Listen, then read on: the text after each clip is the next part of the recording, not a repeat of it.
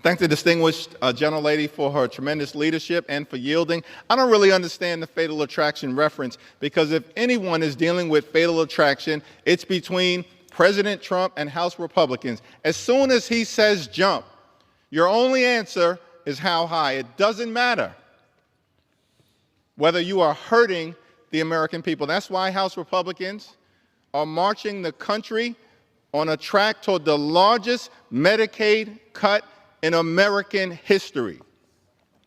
You hurt children, hurt families, hurt Americans with disabilities, hurt seniors, close nursing homes and close hospitals. When Donald Trump says jump, extreme MAGA Republicans say how high. That's the fatal attraction. That's hurting the people of the United States of America. And by the way, the core promise that you made last year was about lowering costs. All you talked about was how you were going to lower the high cost of living. Democrats believe that America is too expensive. Housing costs are too high. Grocery costs are too high. Child care costs are too high. Utility costs are too high. And insurance costs are too high. America is too expensive. And insurance costs are too high. America is too expensive. We believe that that, in fact, is the case. But Republicans have done nothing to lower the high cost of living. No bill, no executive order, no administrative action. That's the broken promise.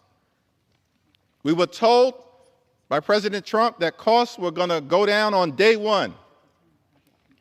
Grocery prices haven't gone down, they've gone up. Inflation is up. You know what's going down? The stock market. Because President Trump and House Republicans are crashing the economy in real time and marching us to a possible Republican recession. That's what's confronting the American people. And so now we have this partisan, reckless spending bill that we're being asked to consider on the floor today. Bipartisan negotiations were underway.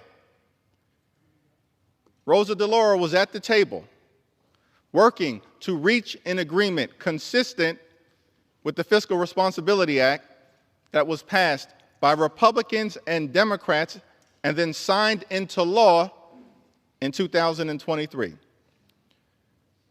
But when Donald Trump says jump, extreme MAGA Republicans say how high. And he ordered the Republicans to leave the negotiating table to try to jam this far-right extremist bill down the throats of the American people. There are so many challenges with this bill, too many to detail.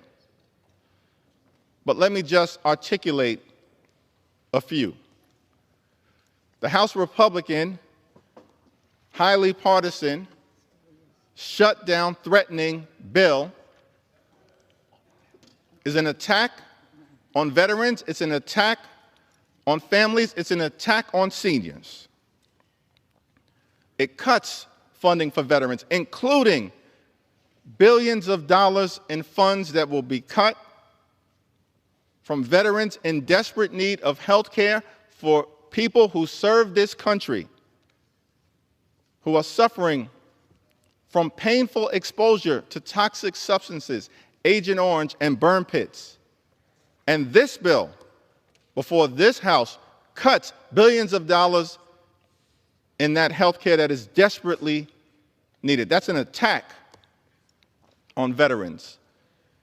It's an attack on children and families in America because this bill cuts funding for nutritional assistance that would otherwise be available for everyday Americans to put food on the table. When people are already struggling because grocery prices aren't going down, they're going up under this administration. And yet, this Republican bill will cut funding for nutritional assistance. That's an attack on children and families here in America. It's an attack on seniors, an attack on everyday Americans, an attack on housing, an attack on health care, which cuts funds from things like Alzheimer's research to help older Americans battle these challenges. That's what this extreme Republican bill is all about. It will hurt families, hurt seniors, and hurt veterans. The second problem, equally troublesome, is that this bill does nothing to protect Social Security, Medicare, and Medicaid. We've been very clear.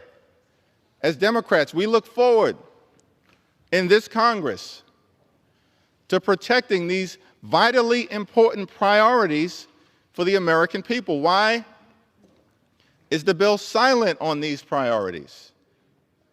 Because you are trying to set in motion a chainsaw to Social Security, a chainsaw to Medicare, and a chainsaw to Medicaid. Your other boss yesterday confirmed that when he said that these entitlement programs, as he called them, they're not entitlement programs, they are earned benefits. When you start to use the language of entitlement programs, it's because you're trying to set in motion an assault on Social Security and an assault on Medicare. It's saying the quiet part out loud. We know you're going after Social Security and Medicare because you've been firing thousands of people from the Social Security Administration. You want to collapse the system. And this bill does nothing to stop that. All it does is facilitate the collapsing of Social Security by dismantling the Social Security Administration. And of course, we know what's going on with your assault on Medicaid, $880 billion. Assaulting the health care of the American people. We've been very clear. We'll work together to protect Social Security, protect Medicare, protect Medicaid. You have no interest in doing that because you want to take a chainsaw to these priorities. And by the way, it has nothing to do with waste, fraud, and abuse. As Democrats, we've been very clear. We want to build a federal government, make sure that we have a federal government that's effective, that's efficient, and that's equitable, delivering services all across the country in a manner that spends taxpayer dollars wisely. But that's not what this effort is all about. This bill will unleash fury on the American people. It will facilitate the ongoing effort that is currently underway. The average Social Security recipient in this country receives $65 a day. They have to survive on $65 a day. But you want to take a chainsaw to Social Security. When Elon Musk and his tens of billions of dollars of government contracts essentially makes at least $8 million a day from the taxpayers. If you want to uncover waste, fraud, or abuse, start there. Don't start with the $65 a day that Social Security recipients receive from their earned benefits, from their hard work throughout their entire lives. Start there. Elon Musk is $8 billion a day feeding at the trough of the American taxpayer. This has nothing to do, this bill right here, with waste, fraud, and abuse. It's all part of a broader scheme to pass massive tax cuts for billionaire donors, the wealthy, the well-off, and the well-connected, and then to stick working-class Americans with the bill. This entire scheme And as Democrats, we want no part of it, because we're fighting hard to make life better for everyday Americans, to make sure that when you work hard and play by the rules in the United States of America, you should be able to provide a comfortable living for yourself and for your family. Educate your children, purchase a home, have access to health care. Go on vacation every now and then. One day retire with grace and with dignity. That's the American dream. As House Democrats, we're fighting to preserve. This Republican shutdown bill does nothing to enhance the American dream. It undermines it. Which is why we are strongly opposed to this effort, part of a power grab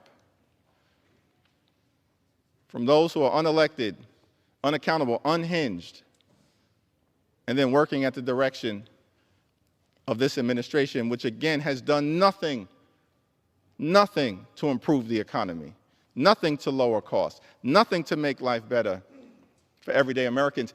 And this reckless Republican bill will make things worse. I was in Selma over the weekend. We had an opportunity to once again cross the Edmund Pettus Bridge. Think about the fact that John Lewis and Amelia Boykin Robinson and Hosea Williams and so many others, as they stood on that bridge, knew that there was trouble on the other side. But even though there was trouble on the other side, they believed that their cause was righteous, and it was. It was a just one. It was designed to make America the best version of herself. And we stand here today, standing on their shoulders, continuing that effort. How do we make sure that the American dream is alive and well for everyone, in every corner of America, throughout every community? And that's what House Democrats will continue to fight for. That's why we oppose this bill, this effort to hurt families and veterans and seniors and children and everyday Americans. And so we're going to continue to show up. We're going to continue to stand up. We're going to continue to speak up for what is right. We oppose this bill. We oppose this partisan effort to hurt the American people. And we will continue to stand on the side of bringing the American dream to life for every single American.